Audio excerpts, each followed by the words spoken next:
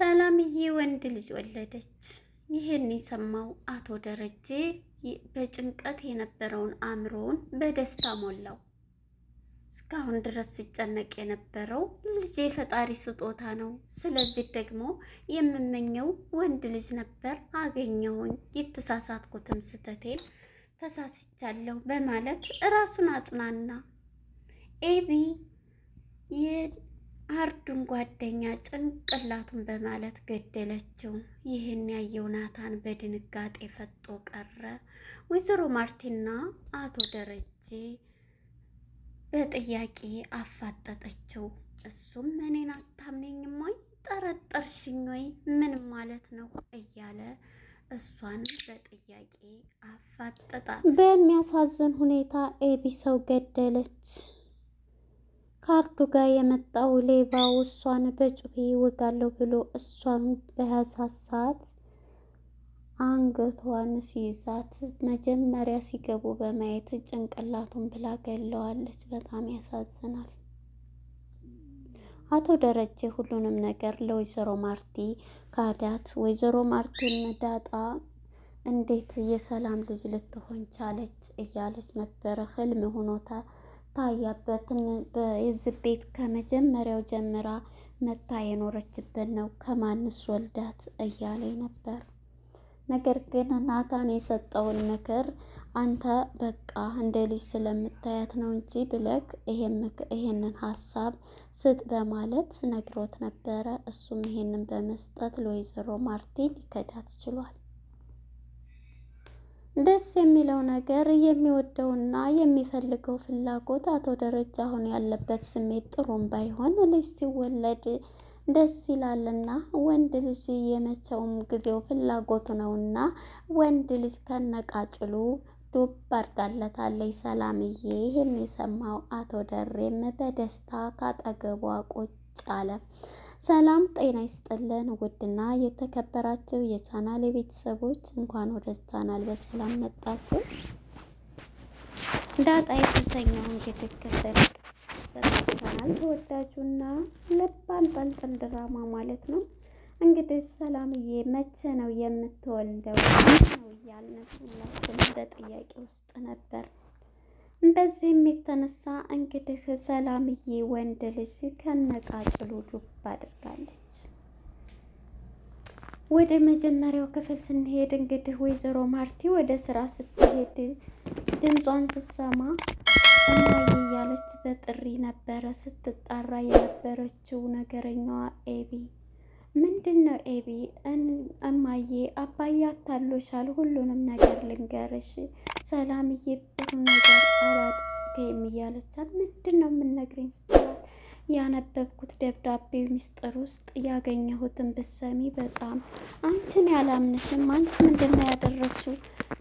ናታንን አግባይ ብለሽ አይደል እንዴ ስትላት አይደለም እማዬ ይሄ ብቻ አይደለም ያወቅኩት ሚስጥር ነው ብላ መጨረሻ ነገሬን ስትላት ዳጣ የሰላምዬ ልጅ ናት ስትላት በፍጹም ይሄን አላምንም፣ አንቺ ልጅ አብደሻል ማለት ነው፣ ይሄ እንዴት ሊሆን ይችላል ስትላት እማዬ እውነቴን ነው እምልሽ ክፈችልኝ፣ ሁሉንም ነገር ልንገርሽ እውነቴን ነው ብላ እንግዲህ ሁሉንም ነገር ልታስረዳ ብትልም ምክንያቱም ሰላምዬ ወይዘሮ ማርቲን ፍጹም ልጠረጥርም አልቻለችም። እንዴት ሊሆን ይችላል?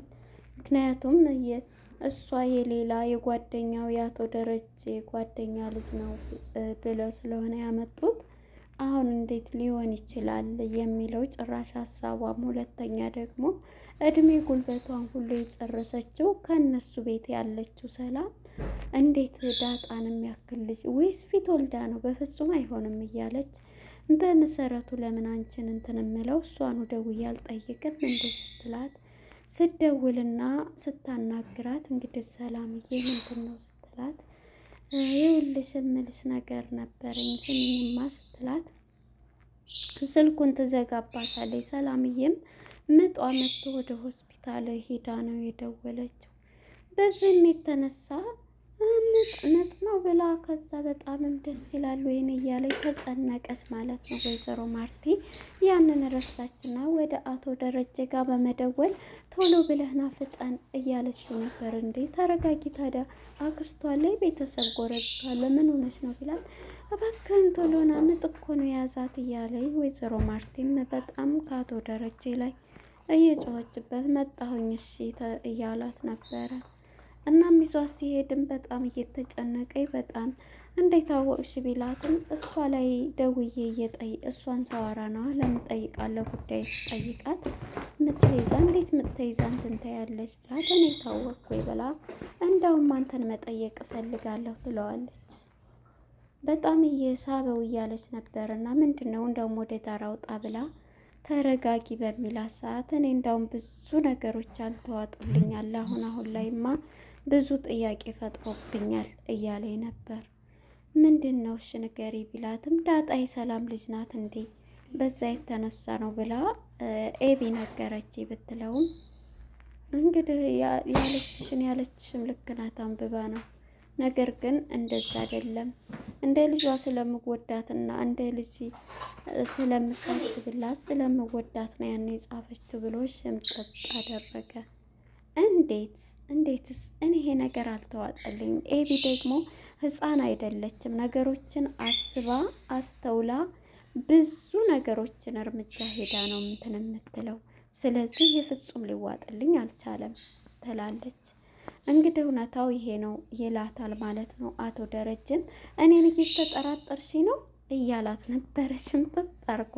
እንዴ ምን ማለት ነው? እንደዛ አላልኩም ግን እንዴት እያለ እንዴ ጓደኛው ልጅ ናት እንደ ልጇ ስለምወዳትና ስለምታቀርባት አንቺስ እያልሽኝ አይደለ ይላታልና እንግዲህ ቀጥታ ሳበው በማለት ስለምጧ ምንም ባይዋጥላት ይሄን ነገር እደርስበታለሁ እኔው በማለት በጣም ሳበው እያለች ነበረ።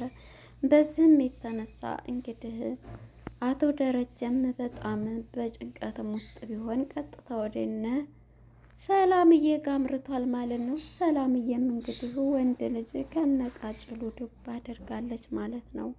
ይህንን ስሰማ እንግዲህ ሲሰሙ ዳጣ እንግዲህ የእናቷ ጸባይ ልጅ ናትና ስለ እናቷ ምንም ቢሆን ደመ ነፍሷ ይነግራታል እና በጣም ተጨነቀኝ ከናታን ውሃ ቁጭ ብለው በአንድ በጣም እየተጨነቁ በጣም እንዲጨነቀኝ እኮ ነገማ መሄድ አለብኝ እያለ ያው አቶ ደረጀ መጥቷልና ሁሉም እኮ አሉ በቃ ትሄጃለሽ ምጥ ላይ ናት እያላት ደረጀም እንግዲህ ከመኝታ ክላስ ገብታ አባዬ ብላ ትቀሰቅሰዋለች። ምንድን ነው እኔም መሄድ አለብኝ አልቀርም እያላት አንቺም ናታንም ትሄዳላችሁ ይላታል።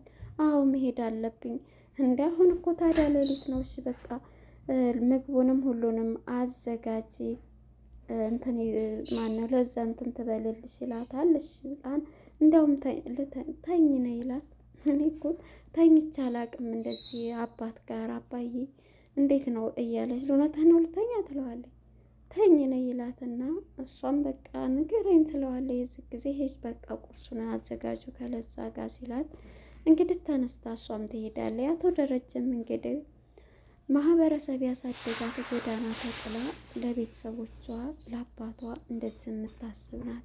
አቅፌ ያሳደግኳት ልጅ ግን እኔን ለመጣልና እኔን ለመግደል የምታደርገው ነገር በጣም ያሳዝናል እያለ አቶ ደረጀም ለዳጣ ያለው አስተያየት በጣም ኦቨር ይወጣ ነው። ወደ ኤቢ ጋር ስንመለስ ኤቢ ጋር ሄዶ እንግዲህ ኤቢ በጭንቀት ትገኛለች። አባዬ እያለች ነበርና አንቺ ልጅ አይደለሽም ይሄን ነገር ለማርታ ለምን ተናገርሽ ሲላትም ደግሞ ስንት ልትል ነው እንዴ እና እንዴትስ ማወቅ የለባትም የሰላም ልጅ መሆኗን ማወቅ አለባት አለ። ሁሉም ያወቅሽው ሁሉ እውነት ይመስልሻል ያየሽው ሁሉ ይላት። ራሷ ናት ያለችው በማለት እንግዲህ ይኸውልሽ በፊትም ነግሬሻለሁ አሁንም ነግሬሻለሁ አንቺ ካሁን በኋላ ልጅም አይደለሽም እያለ ብዙ ነገር ሲላት ነበረ። ዛሬ የምትወጭበት ቀን ነው።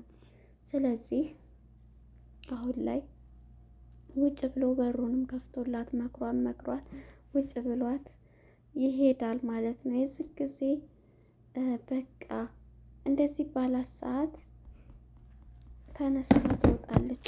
ደሬም እንግዲህ በቃ ሁሉንም ነገር እንትን ይላል ማለት ነው። እናም በዚህ የተነሳ አቶ ደሬ አሁን ላይ በጭንቀትም ቢሆን ናታን የሰጠውን ምክር ተቀብሏል ማለት ነው።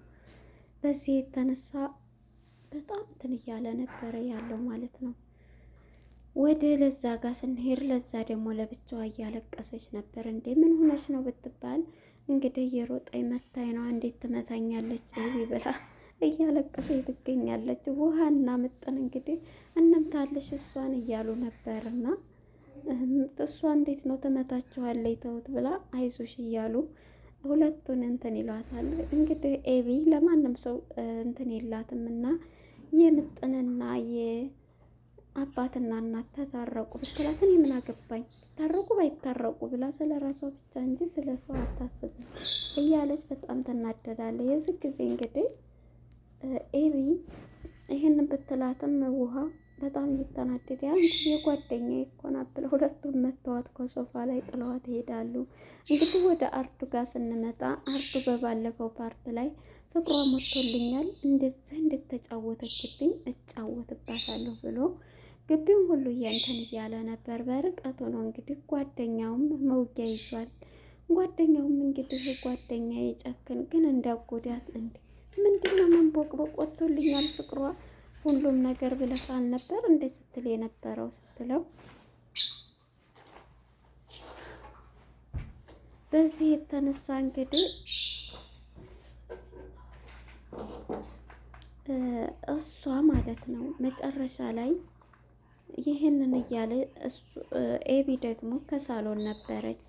በዚህ የተነሳ አቶ ደረጀና ሁሉም ወንድ ልጅ ወለደ ብለው በደስታ ለናታን ተደውሎለት ናታንም ልብስ ዘና ብለው በጣም ደስ ብሏቸዋል። ናታንም በቃ በጣም ደስ ብሎታል ወንድ ልጅ ወለደ ሲባል።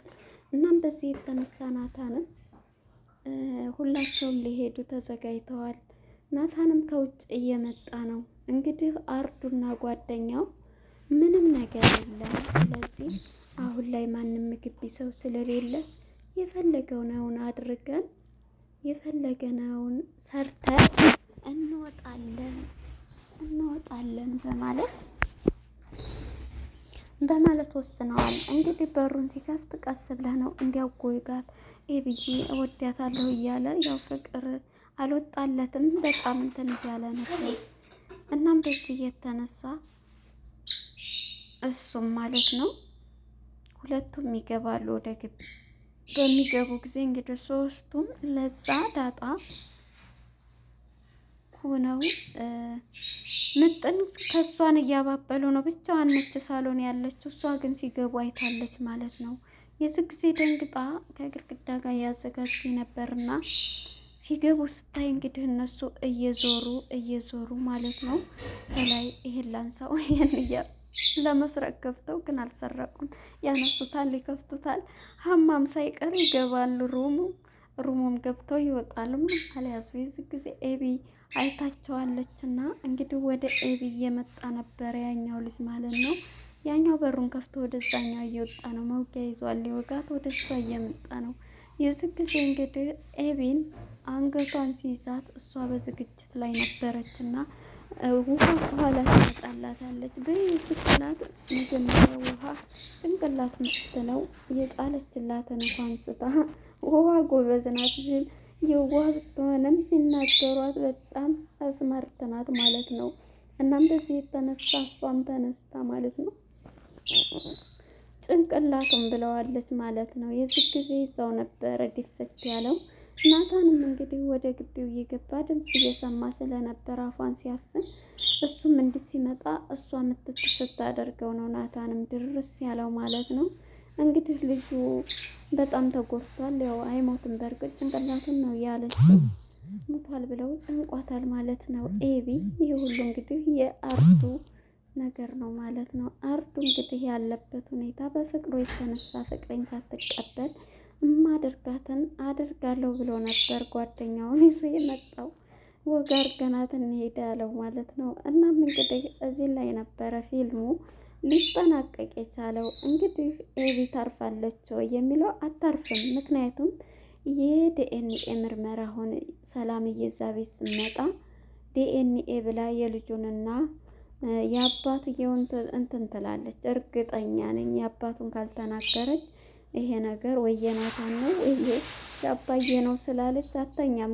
ዝሮ ኤቢ ከዚህ ቤት ካልወጣች አባዬ ከዚህ ቤት ቢዳፈንም ይሄን ዋሽ አንቺ ራሱ ይሄን ዋሽ በላት ብሎ ነበረ ናታን ራሱ ማለት ነው። ሲሳይ ነው ከሲሳይ ተወልዲያ ነው ይባል አባቷ ሳይሆን ብሎ ነበረ።